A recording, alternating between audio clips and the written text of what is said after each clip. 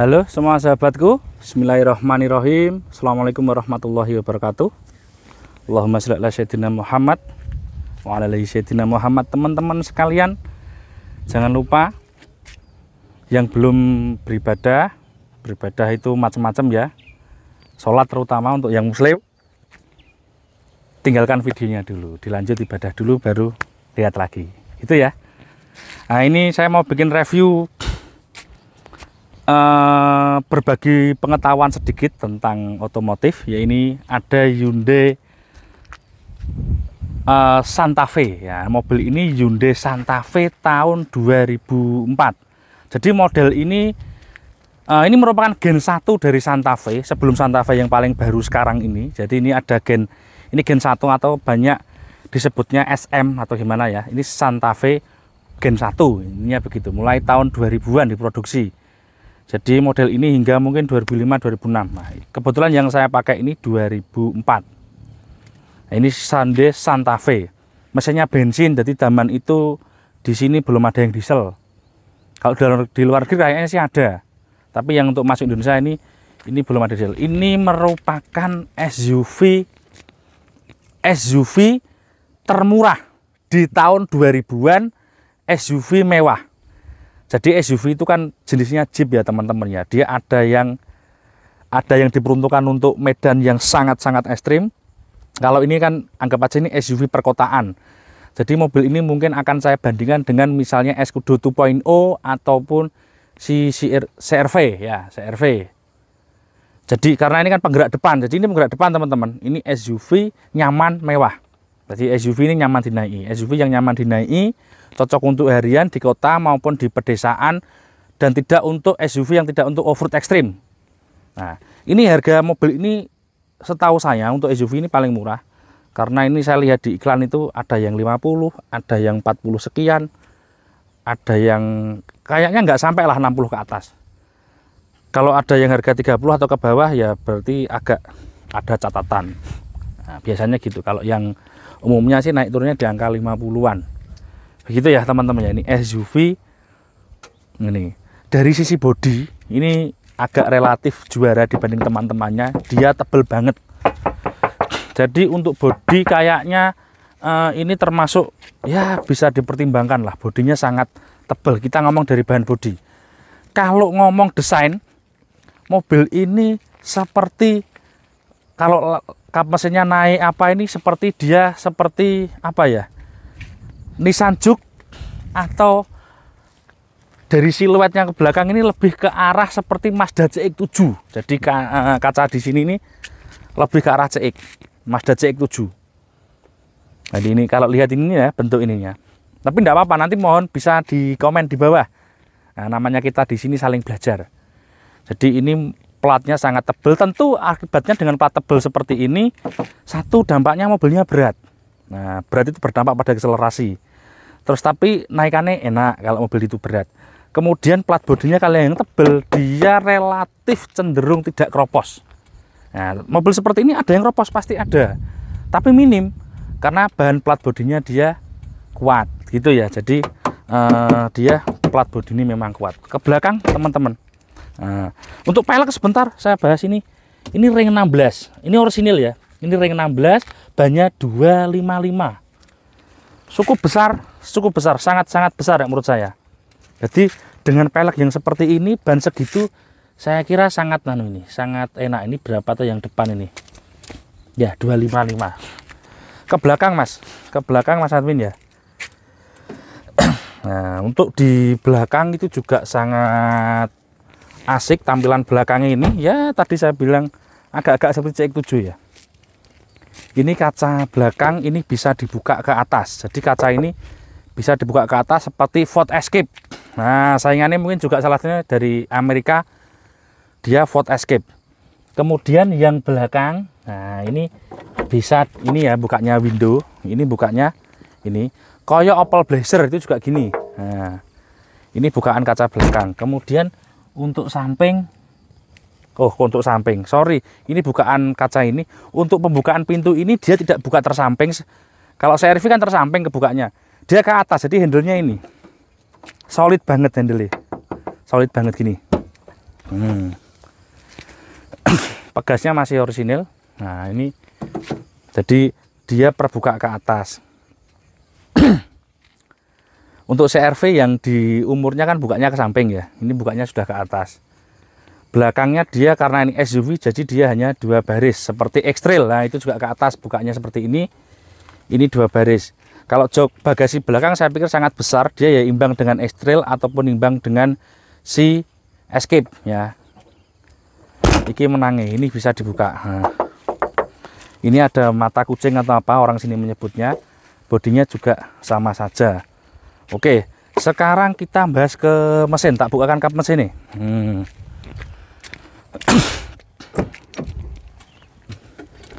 Ini sambil saya sore, ini sambil nunggu apa? Nunggu agak petang. Nah, ini bukanya kap mesin, grill ini ikut ya. Jadi dia seperti Mercedes ikut. Nah, ini istimewa lagi. Dia sudah pakai pegas. Ini asli, bukan saya tambahi ya. Ini asli. Dia bukanya sudah pakai pegas. Koyok mobil larang. Jadi koyok Lexus. Nah, Lexus itu juga ada pakai pegas. Mesinnya ini di STNK itu tulisannya 2350 cc. 4 silinder. DOHC. Nah, ini mobil ini tenaganya kurang lebihnya 160 HP. Cukup besar tenaganya. Ada matic, ada manual. Cuma kebetulan punya saya ini manual 5 speed, kalau yang matic 4 speed. Nah, untuk yang matic ya begitu sama aja, manual ini kebetulan yang versi yang manual. Kalau fasilitas di mesin tentang teknologi saya pikir mirip-mirip. Kalau Hyundai itu memang dia kadang punya kelemahan di gasnya itu, kadang apa RPM-nya agak ngedrop atau ngayun, itu hanya di sensor di sini di ISC atau apa itu namanya. Yang di sini tuh kotor. Itu dibelikan juga nggak begitu mahal. Dan mobil ini menurut saya sangat kuat. Jadi kalau ada yang bilang mobil seperti ini itu trouble atau rusakan, itu bukan mobilnya yang masalah, melainkan si pemiliknya yang tidak merawat. Gitu ya. Kadang mobil ini harganya murah terus gak dirawat, digeledak nih, ya tambah remuk. Jadi kalau itu dirawat ya begitu. Kalau untuk lampu ini ya biasa, memang agak menguning rata-rata. Ini umum karena ini Mika dan usianya sudah, mobilnya 2004 sekarang 2021, berarti usianya sudah 17 tahun. Nah, tentu lampunya kalau bahannya Mika juga agak menguning, tapi jangan khawatir, tidak apa-apa. Nah, ini untuk dari sisi mesin, untuk spare part dia tidak murah, tapi juga tidak terlalu mahal, artinya cukupan. Kalau kita bandingkan dengan kompetitornya, misalnya CR-V, X-Trail, Escape dan kawan-kawan, saya pikir cukup terjangkau untuk harga spare part intinya mobil. Kalau untuk yang lain-lain mirip, kan kayak yang diganti itu aki, relay, minyak rem, uli dan kawan-kawan itu kan saya pikir semua mobil kan paketnya ya sama. Jadi nggak ada, ulinya mobil ini jauh lebih mahal dari uli mobil, katakan ngomong aja mobil CGC, mobil Ayla itu enggak ya, sama ya. Jadi harga-harga spare part itu saya pikir enggak jauh beda. Karena juga sama, yang saya omong itu inti dari mesin ini enggak begitu mahal. Kalau teman-teman pernah ngerawat Trajet, saya pikir juga beberapa mirip sama si Trajet itu untuk komponennya. Oke ya. Jadi untuk spare part dia tidak murah, tidak mahal, sedengan. Kalau untuk ketersediaannya memang untuk di kota-kota kecil nggak begitu banyak ada untuk di komponen mesinnya. Tapi untuk komponen lain-lain banyak. Kan sampean ganti tutup, atau misalnya tutup radiator, ganti acu, ganti kondensor kayak ini kan, ganti kipas AC itu saya pikir kan nggak harus punyanya ini. Artinya kan universal, itu semua sama. Kalau spare part ini mungkin kita bisa ngecek pakai HP kita, bisa di online, di marketplace, di startup unicorn itu saya pikir banyak itu, jadi nggak usah bingung ya. Oke, jadi saya pikir Hyundai ini ya begitu. Untuk engine-nya cukup baik dan tidak terlalu sulit perawatannya. Nah, untuk bodi dia solid. Nah, kebetulan punya saya ini saya baru dapat, ini masih belum penyempurnaan. Cat ini sama ini warnanya agak beda, ini agak kuning ya, bumper biasa colokan. Nanti saya tak semprot di nih. Nah, ini yang ini catnya masih orisinil. Kalau ini sudah colokan lagi, lah ini kelihatan agak menguning. Itu mudah, itu enggak begitu sulit. Sekarang kita bahas interior. Untuk interior ini kuncinya tapi sudah diganti kuncinya ini. Ini teman-teman, ini komponen ini agak yang unik. Ini AC ya, AC untuk pengemudi. Ini dia connect sama lubang yang ini. Kemudian ini electric mirror, jadi dia tidak retract tapi hanya electric mirror. Ini window lock, ini untuk kunci pintu, kunci kaca. Ini untuk kunci pintu dan ini untuk buka kunci pintu. Untuk power window seperti ini, dan auto down-nya hanya di sopir. Ini banyak soft, lumayan soft ini. Ini agak soft ini, nggak soft banget tapi agak soft.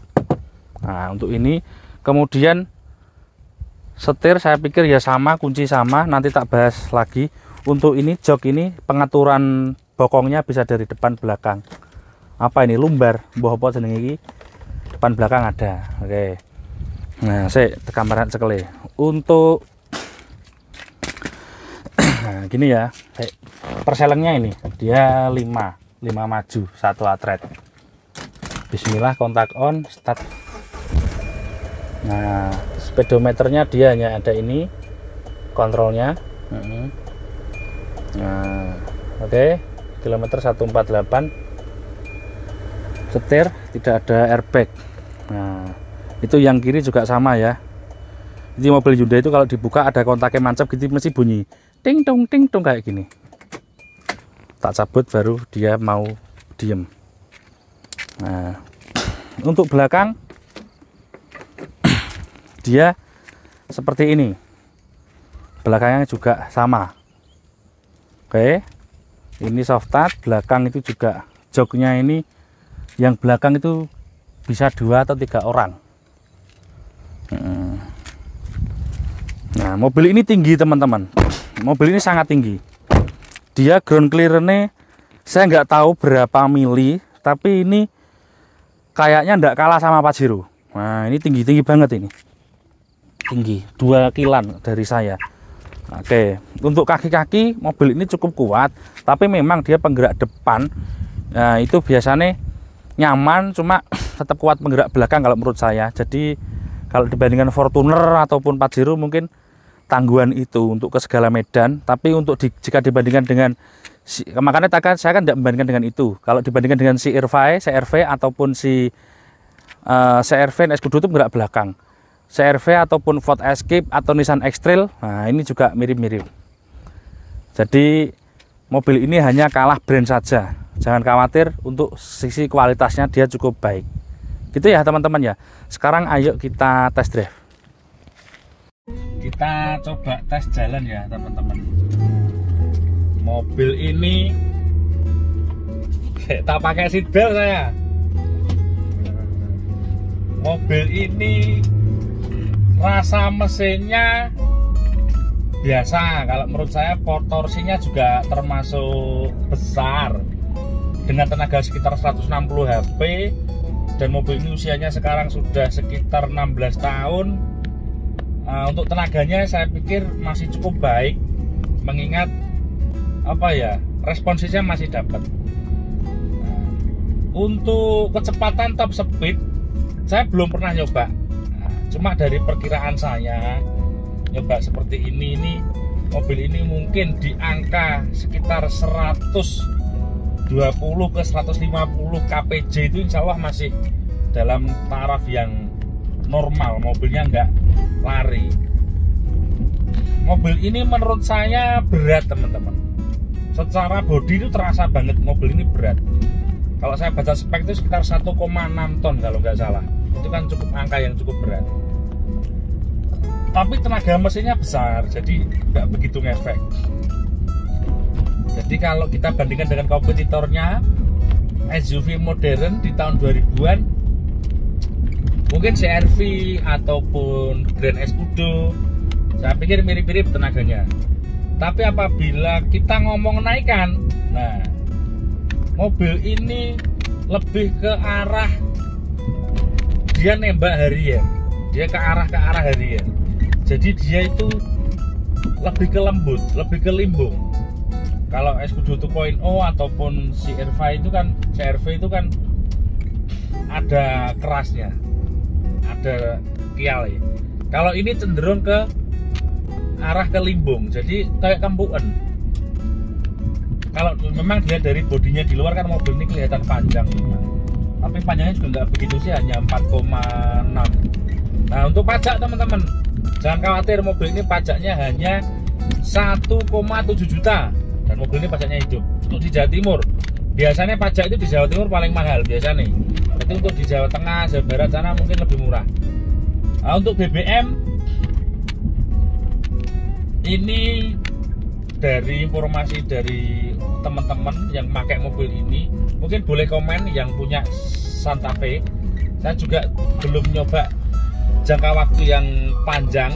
Nah, mobil ini perkiraan saya BBM-nya 1:9, ya mirip sama Innova, mirip sama Kijang 1,9, mentok di angka 1:10 km per liter. Nah, jadi untuk BBM saya pikir biasa, tidak boros, juga ada irit cukupan. Tapi untuk naikkan dia di atas ekspektasi dengan SUV. Ini SUV ya, SUV murah dengan harga hanya kurang lebih mungkin naik turun di angka 50 jutaan tergantung kondisinya. Insya Allah mobil ini nggak sampai 60-70 juta, itu nggak ada. Jadi ya kurang lebih ya, ada yang jual 40, ada yang jual 35, ada yang jual 50, ada yang lebih, tergantung kondisinya. Nah, untuk jadi dari sisi harga segitu, saya pikir mobil ini sangat paling enak, kelasnya SUV naikane. Jadi naikane ini cocok untuk teman-teman yang cari SUV rasa nyaman. Kalau dibandingkan dengan Pajero yang lama, yang versi yang lama, yang pertama itu saya pikir masih empuan ini. Terus sisi power ya tadi cukup, top speed mestinya mobil ini banter, tapi saya tidak berani nyoba. Nah, terus apa ya, transmisinya cukup baik. Cuma Hyundai yang seri-seri ini beberapa saya pernah lihat itu knoper selengnya itu ada agak oblak memang, tapi jarang bermasalah. Untuk yang versi manual, untuk yang matic itu juga kuat, asal kita carinya tidak salah beli barang gitu ya. Untuk kaki-kaki senyap, nah ini juga di atas ekspektasi saya. Kakinya senyap banget, kakinya sangat senyap untuk versi di sektor kaki. Untuk putar balik juga nggak begitu jelek, dia radius putarnya juga nggak melebar-melebar amat. Saya pikir itu untuk hasil test drive saya. Jadi intinya mobil ini nyaman, itu yang tidak apa ya, yang diunggulkan. Dia lembut, nyaman, terus kedap, dia lebih kedap, dan mesinnya ini juga hampir tidak terdengar. Ini kan kaca saya buka karena ini sudah gelap di tempat saya. Terus kemudian itu ya, lari saya pikir ya sama dengan CR-V ataupun Escudo 2.0 yang sama di tahun ini ya. Oke, gitu saya pikir itu teman-teman. Nah, sekarang kita kembali ke tempat tadi lagi. Oke, kesimpulan saya dari mobil ini yang pertama, dia murah tapi tidak murahan. Murah tapi tidak murahan, itu ya.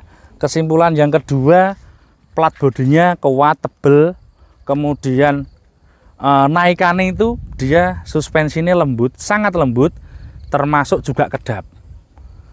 Untuk kekuatan sisi kaki saya pikir mirip-mirip. Untuk ketersediaan spare part dia memang kalah jangkep sama yang brand-brand yang sudah ada. Karena mobil ini untuk di Indonesia nggak begitu banyak, tapi untuk di Amerika, di mana kayaknya mobil ini sangat melimpah di sana. Untuk sisi keawetan bahan bakar, keiritan juga mirip-mirip dengan pihak kompetitornya semacam XCR-V X-Trail. Kemudian pajak, nah ini pajaknya menang, dia jauh lebih murah. Untuk mobil sekelas ini 2004 untuk Honda CR-V, Nissan X-Trail itu 3 juta untuk di Jawa Timur. Nah, pajak ini nggak bisa kalian pakai acuan, karena di Jawa Timur dengan Jawa Tengah, Jawa Barat, DKI, Papua itu berbeda semua. Jadi pajak itu tergantung daerah. Kemudian juga tergantung kepemilikan kendaraan. Orang yang punya mobil 1, punya mobil 2, punya mobil 3 itu berbeda nilai pajaknya. Gitu ya, karena kita menganut berlaku sistem progresif. Nah, jadi untuk non progresif mobil ini di Jawa Timur pajaknya hanya 1,7. sekitar itu, naik turunnya ya 100-200 wajar lah, kurang lebihnya di 1,7 juta per tahun. Nah itu kan cukup terjangkau, mengingat kompetitornya mobil ini sudah masih 3 kompetitornya untuk di tahun 2021 ini. Tapi pajak itu setiap tahun berbeda, rata-rata juga cenderung mengalami penurunan. Yang kedua, untuk BBM sama perawatan juga nggak begitu sulit. Untuk dari sisi teknis mesinnya, kalau teman-teman yang pernah punya Trajet, pernah punya katakan Hyundai Getz, itu saya pikir juga nggak beda jauh sistem mesinnya. Jadi kita nggak perlu mekanik yang sifatnya khusus. Nah, untuk sisi mengemudi dia cukup enak, kaki-kaki dia menang, dia lembut dan kedap. Itu kelebihan mobil ini. Kekurangannya mungkin di branding dan modelnya mungkin tidak semua orang suka. Modelnya tidak semua orang suka, tidak semua orang itu mau dengan model seperti ini. Tapi apabila kita hanya memiliki uang 50-an, kita cari mobil SUV yang sehat, pajak hidup, saya pikir mobil seperti ini sangat worth it. Oke, kurang lebihnya begitu. Kurang lebihnya saya juga mohon maaf. Terima kasih, selalu dukung kami. Jangan lupa subscribe dan dimaafkan apabila saya ataupun kru ada yang berkata-kata salah. Nah, mungkin kita nanti ada perbedaan kata, perbedaan pendapat, bisa ditaruh di kolom komentar dengan bahasa yang sopan santun. Itu penting. Kita orang timur, sopan santun itu penting. Itu ya teman-teman ya. Jangan lupa selalu jaga kesehatan dan keluarga Anda. Habis ini ada kata-kata dari Pak Pogal. Terima kasih. Assalamualaikum warahmatullahi wabarakatuh.